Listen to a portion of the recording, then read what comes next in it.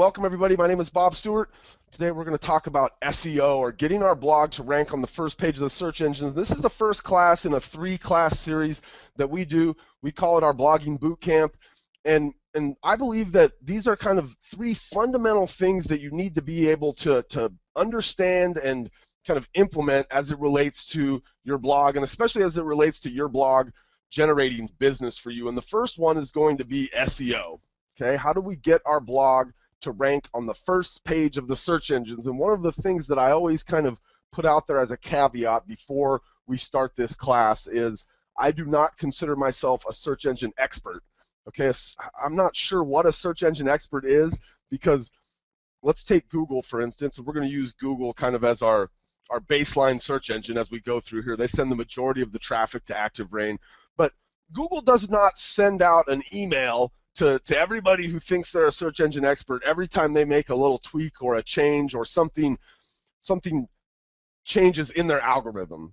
Okay, so anybody who's a search engine expert is really looking at kind of their experience, and then they're applying that experience forward. And so we've got quite a bit of experience with search engine optimization. We had our own real estate website years ago that we were able to get to rank very well. We've gotten ActiveRain to rank very well. We've been able to look and see what a lot of our members, and literally thousands and thousands of our members, are doing in order to get their blog posts to rank. So anytime I give you SEO advice, it is going to be based on what we've seen in the past. Okay, so there are I would say be leery of SEO experts, but there are a few out there. And one of the people that I look to for SEO advice is a gentleman named Rand Fishkin from SEO Moz. And SEO Moz, much like ActiveRain, is a community of real estate professionals. SEO Moz is a community of search engine professionals. And that's really what they are. We're not experts, or I don't think there's any such thing as an SEO expert, but there are definitely SEO professionals, people that do this sort of a thing for a living. And this is what Rand says is kind of the foundation of search engine optimization. So this gives us kind of a, the 30,000 foot view of search engine optimization. And what we have at the base of this pyramid is content quality and accessibility. And that's really what we are going to be looking at today, is what are some of the things on the page that you do that you want to make sure that you do in order to get your content to rank in the search engines. What kinds of things maybe should you be writing about? And that starts to get into keyword research and targeting. And in next week's class, we're going to talk a bunch about, the whole hour will be about, actually it's this week, I'm sorry, on Thursday, we'll talk about keyword research and targeting. Okay, but that's class 2 in the bootcamp series. And then link building and social. Link building is a big component of it. We'll touch on link building a little bit in the 3rd class of the blogging bootcamp series. And then social, we actually have a class tomorrow on social, and this is called our Post and Pray marketing class. So all of these kind of things are what make up search engine optimization, but at the base is going to be quality content, and then the ability for that content to be accessed by the search engines. Okay, can they get in and find it? And when they find it, are we putting it in a format that they understand and that they want to return to the people that are doing queries on their particular search engine? So there's a concept that I want to make sure everybody kind of understands, and we'll look at this concept a little bit more in depth next week. But as we talk about search engine optimization, I think it's important for us to understand this concept of the long tail. And if you guys were in front of me, and I would say, how many of you have heard of the long tail? And I would get probably half of the room, when we've done this in the past live, would raise their hand, maybe a little bit more as the months and years go by. Basically what the long tail says is, and you can look at it on the screen here as it relates to search, but in the real world, I think the best example of the long tail is how Amazon sells books. And so when Amazon set out to become the #1 bookseller in the world, they realized that at that point, if somebody wanted to buy one of the big top 10 selling books, right, they generally, before Amazon, went into like the local Barnes & Noble or the local border bookstore, and that book was available on the shelf. But when Amazon started to look at book sales, what they realized is that the top 10 selling books at any time make up about 30% of the sales. Okay, so these books, the Harry Potter book, it sells, 2 million copies, or the John Grisham book sells, 1.5 million copies. Those top 10 books at any given point are making up about 30% of the sales. But what Amazon realized is there are literally 99.99% of the other books that are available for sale at any given time are making up 70% of the sales, but any one of those books does not sell very often. Okay, so you've got books out there that sell 10 times a year, or sell 15 times a year, or sell 8 times a year, right? Those books, Border or Barnes & Noble couldn't stock those books on their shelf, because if a book only sells 12 times a year, it doesn't make sense for Barnes & Noble to take up shelf space for that book. But Amazon said, we don't have to put it on a shelf, right? We'll just put it on the internet. And then if we can sell all the rest of these books, if we can sell the book that sells 8 times and the book that sells 12 times and cumulatively sell all those books, there's 70% of the sales sitting out there waiting to happen. So as you relate this to search, and a real basic example would be shoes, like we see here on the screen, okay? So people might go online and search shoes, right? And that's going to be very hard to rank for. There's going to be more people doing that search, and then as you get out there further on the long tail, what happens is the searches become much more specific, and it becomes easier to rank for that sort of a search. So in your real estate markets, in any given market, so Seattle or Los Angeles or Omaha, Nebraska, okay, there's going to be about 6 to 8 terms that make up 30% of the search volume. These are going to be terms like homes for sale in Omaha, Omaha condos, okay? We're not, with our blog post today, going to be able to rank for those phrases. It would be awesome if we could, but we're just not able to do it, because the big boxes, the Barnes and Nobles of the real estate space, go after those terms. So you got the Zillows, the Trulias, the Realtor.coms, the Realestate.coms, these sites that have millions of pages. They've got listings from all over the country, right? They've got teams of SEO people that are spending, there's a high amount of cost and competition associated with those terms. But in every single one of our markets, there are these long tail terms where any one of those terms, so let's say it's condos for sale in Omaha, right? That's the short tail, the popular term. There's going to be all kinds of other searches that are done with Omaha and condos in them, like Windsong Park Condos, Omaha, Nebraska, right? A very specific sort of a phrase that's not done very often, but cumulatively in your market, those terms come together to make up a large percentage of the traffic. And so we're going to talk today about how do we target these kind of long tail terms. And next week, we'll really get into what are those long tail terms? How do we figure them out? How do we break them down? How do we go about writing blog posts that kind of target these terms? Today, we're going to just learn the fundamentals of writing a post that ranks in the search engines. Okay, so how do we get found on page 1 of Google? We've got kind of 4 tenets, 4 things that every time we write a post, we're going to be thinking about these things, and at the end, we're going to have kind of some additional things that we want to make sure we get into the post. But these are the first 4 things that we need to really hammer down on with every single post that we write. And 200 to 500 words, I don't have the rest of these I'm going to break out in their own individual sections. 200 to 500 words, this is not a hard and fast rule, okay? It would seem, and kind of based on the evidence that I've seen, if you write a post or a piece of content that's less than 100 words, you're going to have a hard time getting it to rank in the search engines. Once you kind of hit that 100 words, Google will index that content and put it up.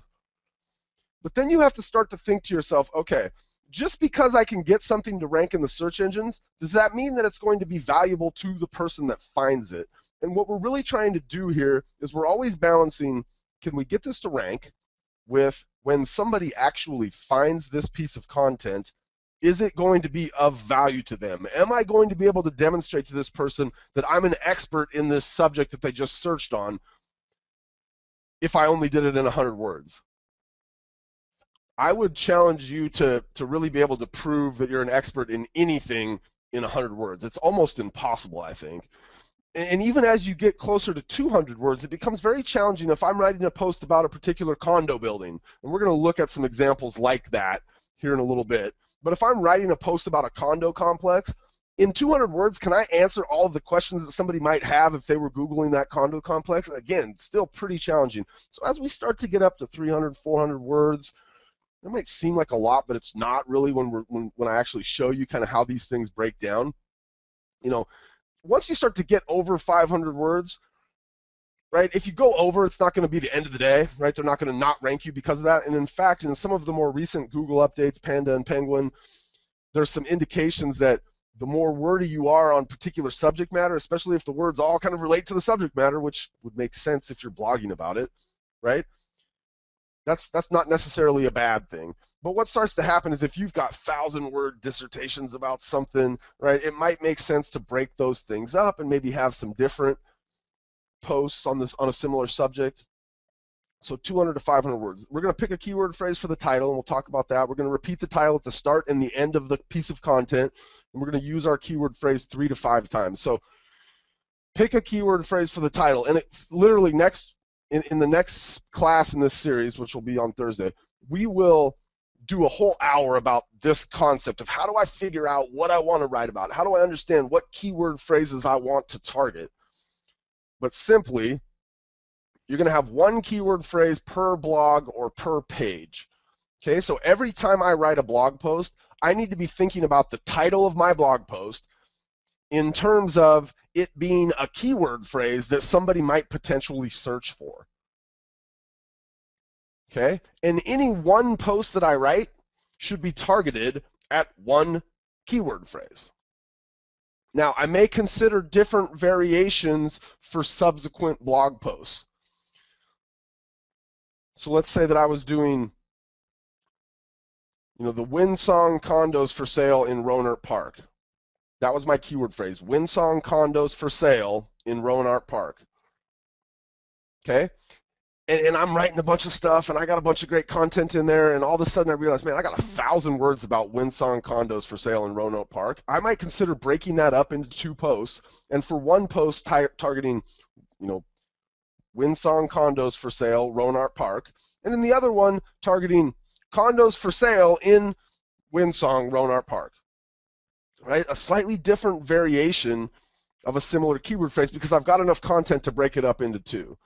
But I wouldn't want to have my title be, Windsong condos, Rohnert Park, comma, condos for sale in Rohnert Park, comma, Windsong condos, right? I really want to focus on one keyword phrase for every blog post that I write.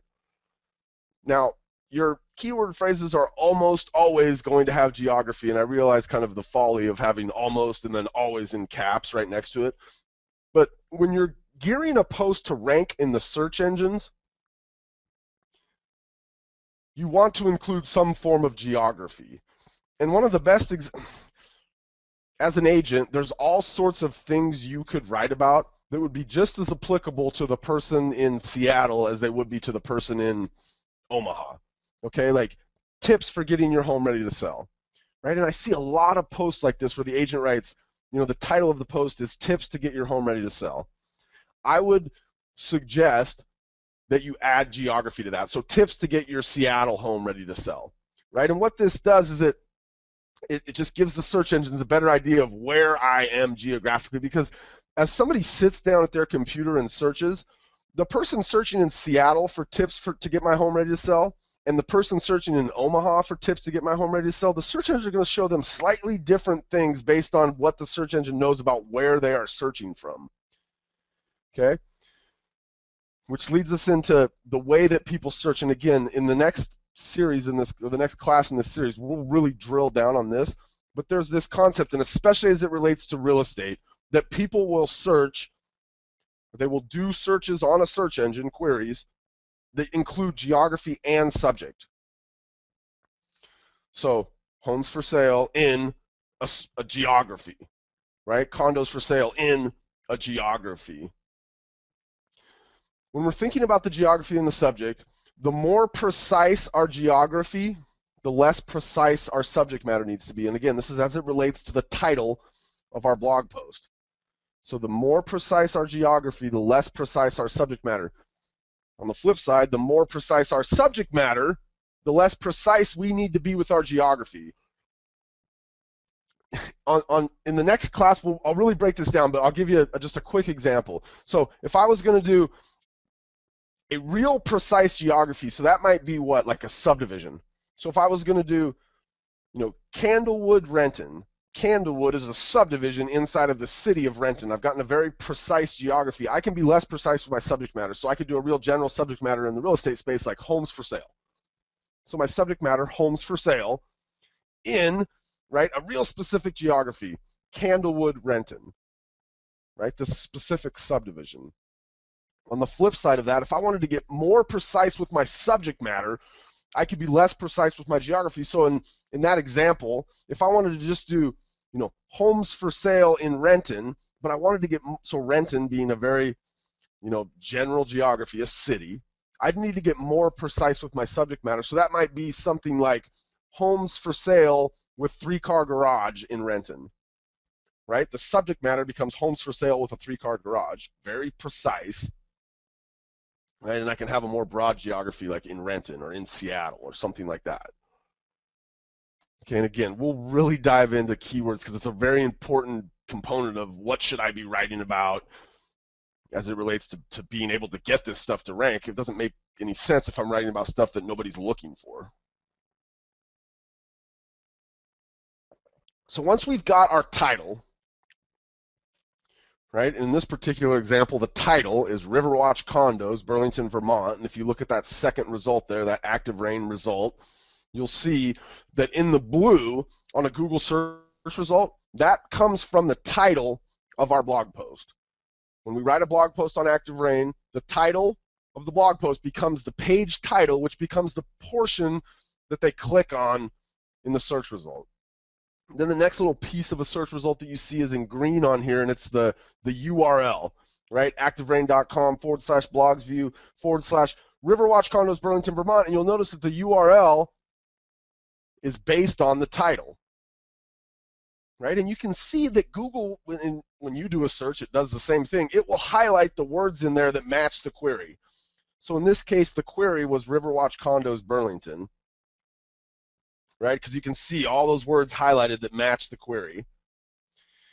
Now, the portion in there that's not clickable, it's not the URL, it's just the black text. That's what's called a page description. So Google is looking at a page, any page on the internet, and they're trying to figure out the page description, and that's what they return as this part of the result, the part that's not clickable in the black text. We want to make sure we get our keyword phrase into, and on active rain, it's about the first 140 to 160 characters, but that first sentence or two needs to have our title in it somewhere, right? And remember, our title is our keyword phrase, so we're going to use that same keyword phrase somewhere in that first sentence or two of our blog post. We're going to repeat that title at the start of the post. I had a really good English teacher in 7th grade, I think. And this English teacher taught us that I think 7th grade, you learn how to write 5-paragraph essays. Right? And if you had my English teacher, you would have learned that in a 5-paragraph essay, in the first paragraph, you tell them what you're going to tell them about. Then you spend 3 paragraphs telling them about it. And then in the 5th paragraph, you tell them what you just told them about. We're going to do something similar with our blog posts, okay? We're going to have that keyword phrase in the first sentence or two somewhere. Then we're going to write about it. And then we're going to repeat that keyword phrase at the end of our post. We're just going to tell them what we just told them about. Okay? If we get our keyword phrase in the first sentence and we get it somewhere near the end in the last sentence, we've now used that keyword phrase 2 times in the body of the post as we work towards getting it in there 3 to 5 times total. So we're going to use our keyword phrase 3 to 5 times in the body of the blog post. And number 3 should probably be number 1, but we're going to use that keyword phrase exactly as we used it in the page title, in the blog post title. Okay? And again, I'll show you some examples of this here in a minute so you can kind of pull all this together. But we're going to use that keyword phrase 3 to 5 times throughout the body of the post. Now, number 2, you need to make sure that keyword phrase ends up at the end of the day, once the whole thing's written out, you got all the content in there, you got everything in that post that you're going to have in it, you need to make sure that keyword phrase ended up being the most common phrase on the page. And if you use it 5 times, there's a pretty darn good chance it's going to be the most common phrase. But you just want to make sure that you're not using some other phrase more often, because again, we're just trying to send as many signals to the search engine that all kind of line up to let them know what it is that we hope to rank for with this piece of content. Okay, so if we had a page title, but then in the body of the post we use some other phrase more often, right? We're sending conflicting signals. So again, we're just trying to get all those signals to line up. And then, does the body have similar content?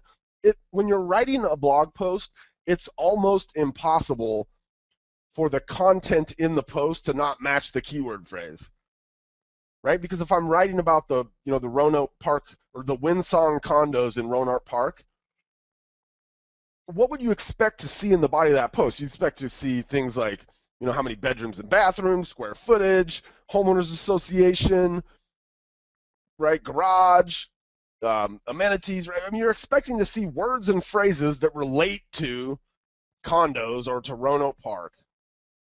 Okay, and again, as we write a blog post, it's almost impossible not to have that body have similar content. So let's go live in here for a second. I want to show you guys some examples, and we'll do some more of these examples and some kind of different variations on these examples in the next session as well. What we're looking at right now is the back end of ActiveRain's Google Analytics. And this is an analytics shot from about the last 30 days. And we're looking at phrases where somebody did a query that used the word condo in the query. Okay, and I've been mentioning Roanoke Park condos or the Windsong condos in Roanoke Park, right? This is an example that I've been using a couple of times here. And what we're seeing is the number of visits, right? Pages per visit. We're seeing some kind of statistics based on how people get to and find content on ActiveRain. Now, this is one way that somebody found a blog post on ActiveRain about a particular condo complex. Okay, Windsong condos, Roanoke Park, CA. And as we come over here and we would actually do the search, Windsong condos, Roanoke Park, California. Okay, we're going to see her blog post coming up here in the second position. And what we actually see in the first position is same lady, Cynthia, and this is her outside blog. So she's been able, with an outside blog and a post on ActiveRain, to take these first two positions for this particular condo complex. Right? That's a pretty good place for her to be. And we know that the ActiveRain position, it got 15 visits just on this phrase. If we look at some other ways that people used Windsong, we see that there's a bunch of ways in here that people were searching for the Windsong condos, including some real specific long tail sorts of searches. Condos for sale in Windsong, Roanoke Park. Right now, it was only one visitor in the last 30 days, but that's a visitor I want to be in front of. So let's look at the post itself. Here it is. Okay, so Cynthia's written a post.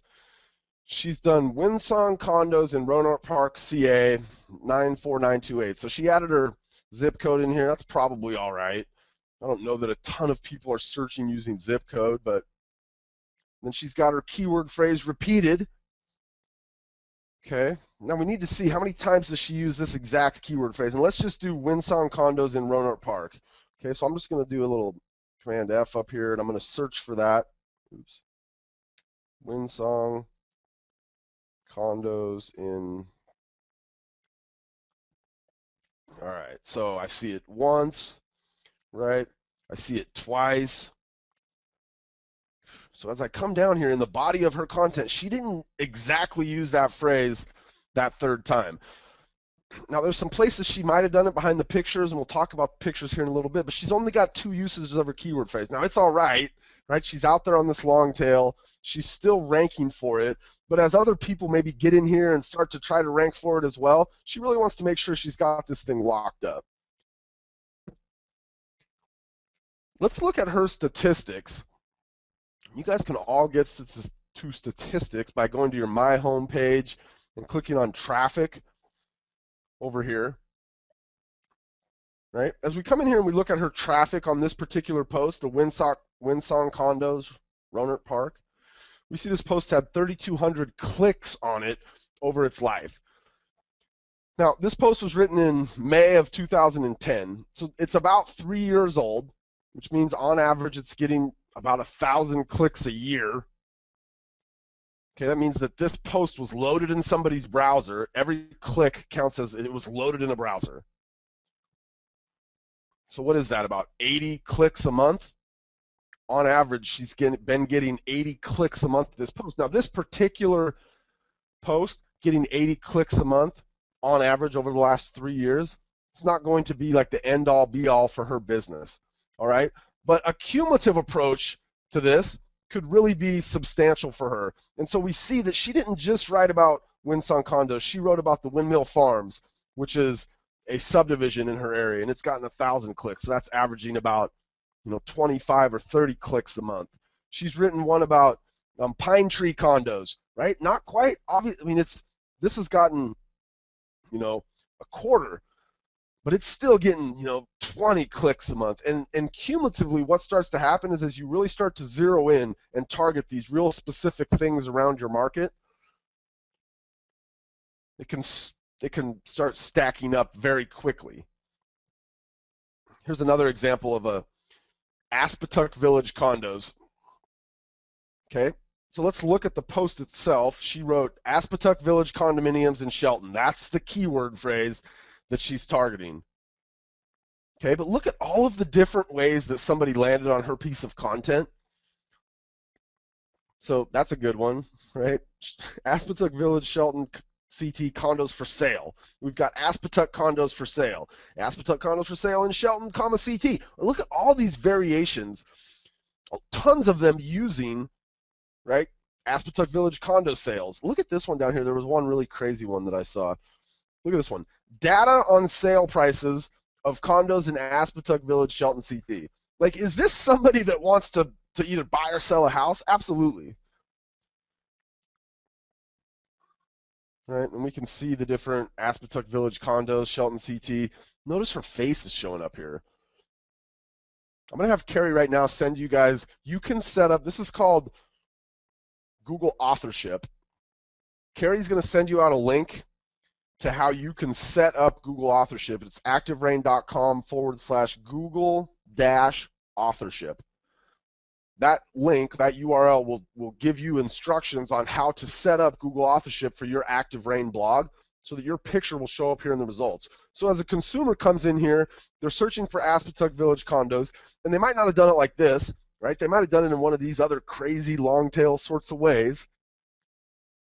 Right? They're all being led back to her blog post. So now let's look at her post in terms of how often did she use the phrase that was her keyword phrase. So Aspetuck Village condominiums.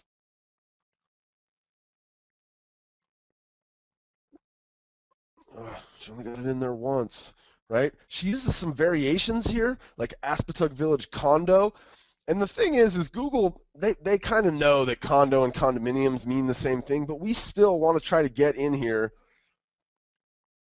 Notice her pictures. She's using some wording on her pictures that might be helping her. But she doesn't get her exact match keyword phrase in there 3 times. So let me take you over, and I'm going to give you guys an example. And so this is an example post that we did. We do these classes called our Blueprint series, where we take things that we tell you should be writing about, and we give you kind of a blueprint of how to write about them. So let's look at my example here. And this post actually ranks on the first page of the search engines right now for Plaza del Sol condos on Capitol Hill, which is kind of embarrassing in some ways because I'm not a real estate agent and this is a demo post. But this thing has actually generated leads. I'm sending them back here. And in the 3rd class in this series, we will talk about calls to action and actually lead generation. This post has generated leads, and it's only been up for a little over almost 2 months now, a month and a half. This post has generated leads for me, which again is embarrassing because it's like a demo site from Market Leader, and that lead's never going to get responded to, but these things work. Okay, so here's my Plaza del Sol condos, Capitol Hill, and now let's look at how many times I use this phrase. Okay, so I've got it once, got it twice, And I use on Capitol Hill, so it's a real close kind of match there. So there's my third time. Okay, if I was to look behind my image, Plaza del Sol condominiums, front of buildings, so I got it 3. So I'm good in there, okay? I've got my 3 usages of my keyword phrase. The difference between this comma and like using the word on is negligible. There's really no difference to the search engine. Okay, so they see it as there's 1 usage of it, here's 2 usages of it, and then here's my 3rd usage of it. And again, as we come back here and we kind of look at the Google result, we see in our title, right, we see the keyword phrase, and that's going to be based on the title of my blog post, okay, which becomes the title up here at the top. Well, if you were to look in this tab right here, that's my page title. It says Plaza del Sol Condos, Capitol Hill, Seattle demo post. That's what they see as the page title based on the title of my blog post, right? It's the thing they make the clickable component here. Then we see, the use of my keyword phrase here, and we actually see it twice because I got it up there real tight 2 times at the top.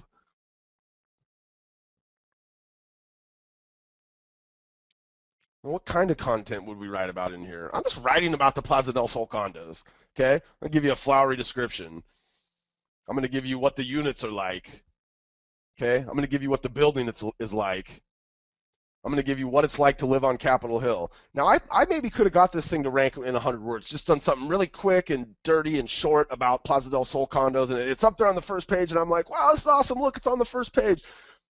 But if when the consumer lands here, if they don't get the information they wanted from me, if I'm not proving to them I'm an expert, it's not going to matter that I ranked. Okay? If they wanted to see actual listings for sale right now in this area, right? I've got that link in here. And in the 3rd week, the 3rd class in this series, we'll talk all about this kind of call to action, this link. Where should it go? What should I be showing them? Right? The idea today is how do we get this content to rank? So there's a couple of examples. Again, we'll take a look at some more examples in class 2 when we look at keyword phrases.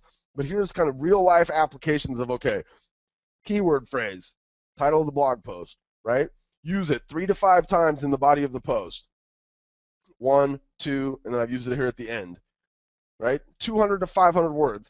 And in this post, okay, when we think about that keyword phrase, do I have other similar content in here? Heck yeah. I mean, I've literally written about the Plaza del Sol condos, right? The converted condos, bedrooms, floor plans, HOA, right? All of these words and phrases in here that kind of relate to my keyword phrase. Okay, so let's talk about some other kind of commonly missed opportunities to enhance the SEO on one particular blog post or one particular piece of content that we've written. Okay, the first one is going to be photo metadata. We're talking about the image description and the title that you give to any pictures that you add to your blog post. So every time you add a photo, you have a chance to give it an image description and a title. The image description kind of lives behind the scenes in the source code of the picture. And so when I upload a photo, let's say like that Plaza del Sol condos photo that I uploaded, whatever I use as the image description, that's what Google will look at to determine what that picture is about. So if somebody was to go to Google Images and do a search of Plaza del Sol condos, right, they wanted to find some pictures of the Plaza del Sol condos, based on my image description, would determine whether or not that image is potentially returned as a result in Google Images. We get anywhere between 100 and 200,000 visitors a month come to Active Rain because of Google Images. So our members are doing a good job with that image description field. The title field, when you upload a photo, becomes a part of the keyword phrase they're on the page. So let me kind of show you what that means here. And if I was to come in here and edit this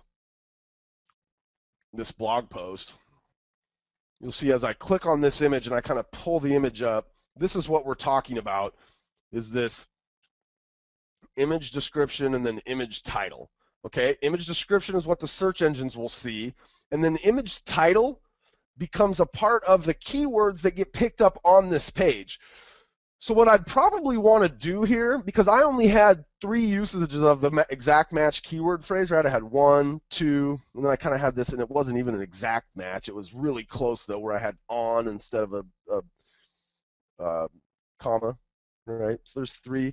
What I could do is I could come in here and say Plaza del Sol condos, comma, Capitol Hill, Seattle. Now I'll update that, and now my picture, when I post this thing, the title line matches my keyword phrase. So that's an opportunity for me to get that keyword phrase onto the page. Oops, I'll select the channel and the topic.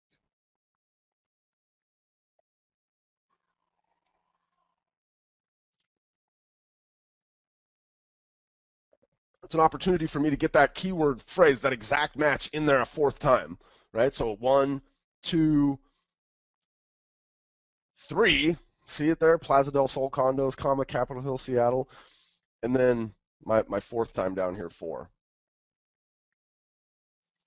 So make sure that photo metadata is kind of giving the search engine an indication of the picture matches the content, right?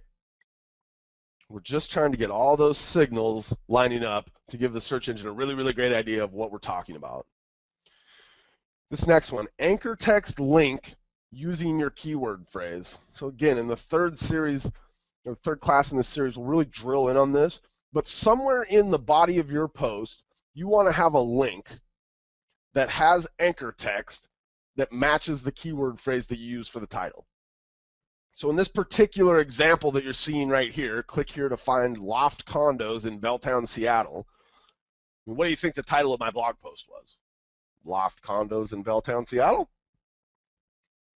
It's absolutely what it was. And as we come back here and look again at my demo, you'll notice that I use Plaza del Sol condos, Capitol Hill, Seattle as my anchor text for the link. Now, where does that go? Well, it's going to link over to a page on my website where somebody can find condos for sale right now on Capitol Hill. And if my site's really aggressive, I might be able to show them just the condos for sale in Plaza del Sol. But I want to be able to show them something real specific. And in the 3rd class, we'll really drill down on this concept, because this becomes kind of where the rubber meets the road, right? We can get people to our pages, but now we've got to be able to get them to give us their information so they can become a prospect or a lead for our business, right? But just having this link in here, because what this does is this tells the search engine, look, Mr. Search Engine, if you return this result in the searches, which they're doing, and somebody clicks on this result, which they've done, I'm going to give them another place to find good information about this subject matter, which I do. Okay, so again, it's lining all these things up, so we're showing the search engine, hey, we've got not only good content here on our blog post, but we're willing to give your searcher another place to find good content about this subject matter. Anchor text link using your keyword phrase. There's one other thing, and I don't actually have a slide for it. Maybe I do. Let's see. No, here, I just use an example here. So here's another example, and this is our sample post for subdivisions. So the one I'm showing you is about condo complexes. Another great thing you could be writing about is subdivisions. So homes for sale in the Kennydale neighborhood of Renton, right? This very specific geography, in this case, Kennydale neighborhood of Renton. But you'll notice down there towards the bottom, I've got my anchor text link using my keyword phrase. And the challenge becomes, a lot of you guys want to use like the word click. You want to do like click here to find homes for sale. I could have done that, but I want to get my link to exactly match my keyword phrase. So in this case, I did interested in finding homes for sale in the Kennydale neighborhood of Renton. Click that link to find all the currently available homes in this area of Renton, right? I was able to get that sentence to kind of make sense to where the keyword is the only thing that I use for my link. One other, this is kind of an extra for being here today, and I don't always talk about this. One other link that you can use, because one of the questions always becomes, well, how many links should I put in there? And I would say you don't want to have many more than 3 to 5. And in fact, 5 would be the absolute top end. 3 might be a more appropriate number. And what I've done here is I've got another link in my blog post that goes to something that Google finds authoritative on some component of my keyword phrase. Huh? Okay. My keyword phrase is Plaza del Sol condos, Capitol Hill, Seattle. So what I want to do is I want to get another link in the body of my post that Google thinks is a good source of information for something related to my title. So in this case, I'm going to come up here and I'm going to ask Google, what do you think is the best result for the phrase Capitol Hill, Seattle? And they're going to show me that this website right here, capitolhillseattle.com, is a really good result for Capitol Hill, Seattle. So what I'm going to do is I'm going to take this website and I'm going to include it in my blog post, a link to it. So when I talk in my post about living on Capitol Hill, I say this area of Capitol Hill in Seattle rarely has a dull moment, and I link to a page where they can get additional information about Capitol Hill in Seattle, because again, I want to show the search engine that, look, my blog post has great information about not just the Plaza del Sol, but about all of Capitol Hill. Okay, then my last link down here becomes, again, another chance for them to find available Capitol Hill condos for sale on my website, right? So link 1, exact match, pointing them back to a page in my site where I'm showing condos in this area. Link 2, a link to something else that Google finds as an authority on what I'm writing about, or some component of what I'm writing about. And then link 3, this kind of closing call to action. And again, in our third class in the series, we'll talk a lot about those calls to action. Okay, add an H1 or H2 or H2 header tag. This is a little bit advanced, but it's not super challenging. And basically what an H1 and H2 header tags do is, again, they just give the search engine additional information about what's the most important component of what we're writing about. So what you're going to do is you're going to have an H1 header tag on your keyword phrase. So in the body of your content, you'll put this H1 tag around the keyword phrase. And then you'll put an H2 tag around a similar but different phrase. So again, let's go back to the example. And as I come in here and edit this post, what I'm going to do, if your eyes start to gloss over when I start talking about HTML and header tags, don't worry about that, okay? Do everything else and just forget about this component. Then once you kind of are really drilled down and you've got things working in the right order, you can always come back later and do this sort of a thing. But essentially, I'm going to come in here to the HTML, and now it's going to be all this crazy, crazy lettering, right? I'm going to come in here, and I'm going to put an H1 tag. So right now it's got an H2 tag. I'm going to put an H1 tag around my keyword phrase. So my keyword phrase here is Plaza del Sol condos, right? And I get this H1 tag, and really all H1 tag is I do less than sign, H1 greater than sign. Then I put my keyword phrase in, and then I add the closing H1 tag, which is less than sign / H1 greater than. Okay, you guys all see that? All right, here's my H2 tag, similar but different phrase, living on Capitol Hill. Right, and this would have looked just like this before. Right, and I would have had to come in here and kind of find, well, where is this at? And I find it, and I say, okay, I know living on Capitol Hill is what I want to make my H2 tag.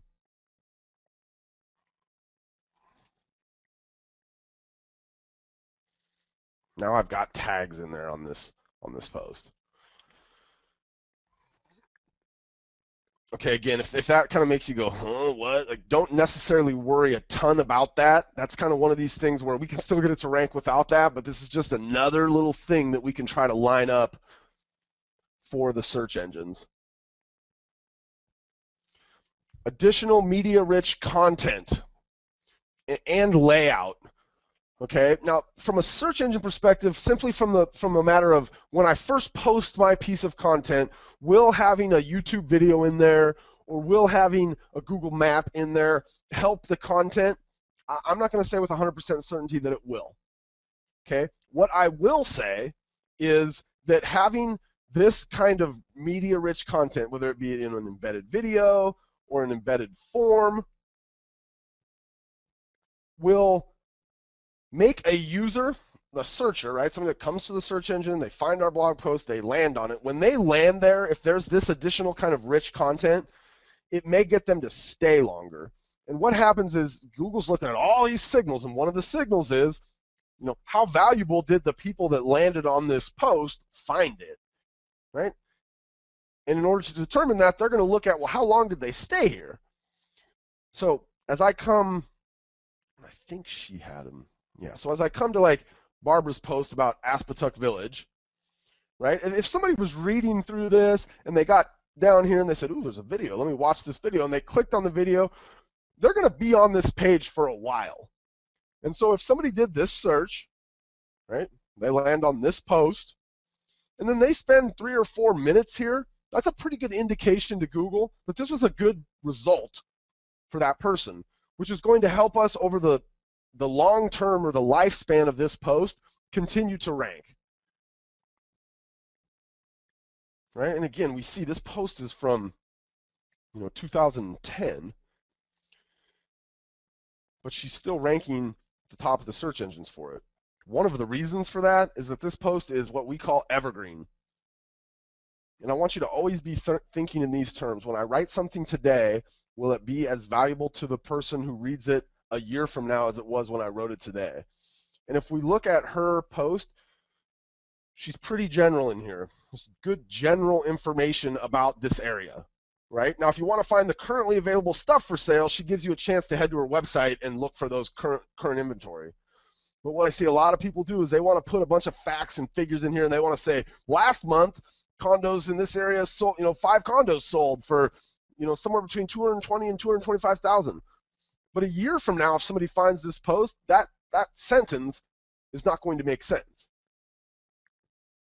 Right? Maybe condos are worth considerably more now. So you really want to think in terms of being evergreen, and my example here is very evergreen, right? I talk about the units, right? That's not going to change. They're not going to turn from 3 bedrooms into 5 bedrooms, right? They're not going to change from 1,200 square feet into 1,500 square feet. I mean, that's going to be pretty consistent. Same thing with the building, right? And I put it, HOA dues in here, and there's some variation in these particular dues, and right, but I try to give that evergreen sense where, man, if somebody finds this post 5 years from now, it's still going to be good, right? Because if they wanted to see the listings, I've got that segue in here for them to get to the listings.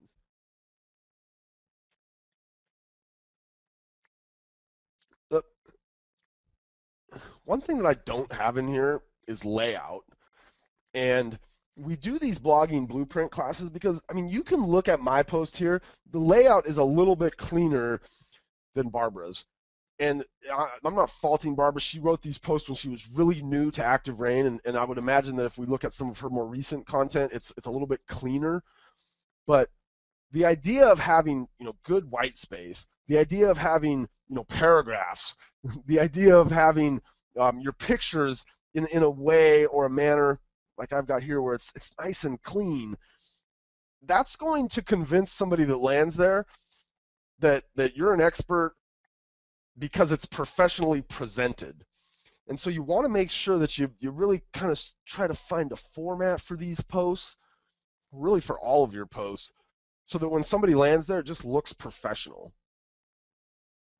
Okay, I would say this looks professional, but there might be a few too many pictures in here.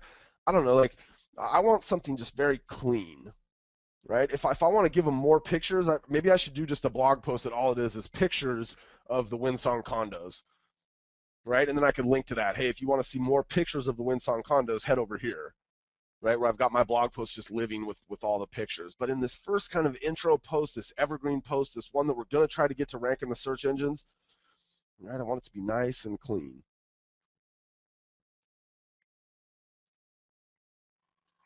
All right, so what do we do next? Well, get a Rainmaker account. So if you're a Rainmaker on Active Rain, which is our premium service, your content will get indexed and made available to the public. If you have a free account on Active Rain, You can take these same concepts and apply them like to a WordPress blog that you have or something like that.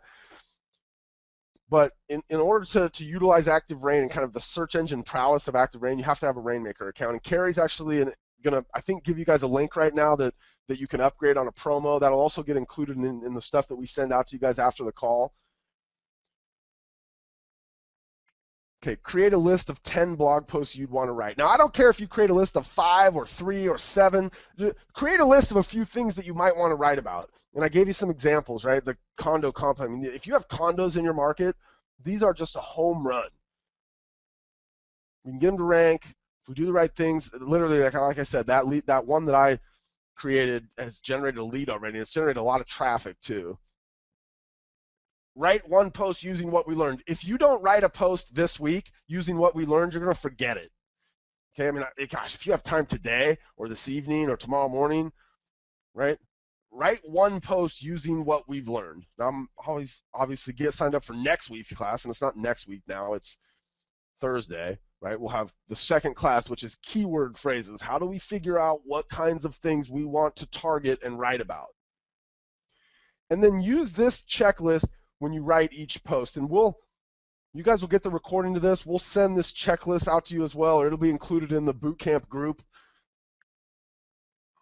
Here it is, right? Pick one keyword phrase. Use your keyword phrase in that first 160 characters. Use it 3 to 5 times. Make sure you use other similar phrases. And again, if you're writing a blog post, it's almost going to be impossible not to do that. Make sure that your keyword phrase becomes the most common phrase on the page. Get that H1 and H2 header tag in there. Make sure your image has proper description and title. Make sure you have an anchor text link, including your keyword phrase. And one thing you guys would add on there that I don't have on here is, get another link in there to something that the search engine finds relevant or authoritative on that subject matter, or maybe that geography, right? Add video or maps if they're applicable, if you have them. One of the things I'll have, Carrie, let's see, did I show this? But these Google Maps, I think Barbara uses them. Yeah. So she's got these Google Maps in here that kind of pinpoint where Aspetuck Village is, right? So somebody, looking to figure out, okay, where's the Aspetuck Village? It's right there, and I'm way out here. My job is in, Trumbull. Oh, that's close enough, right? I mean, just this extra interaction on there where they can kind of really drill in. Carrie will send you a link right now on how you can create those custom Google Maps. But again, don't get bogged down on all this extra kind of add-ons, right? I don't have maps or video in here. It's still ranking on the first page of the search engines.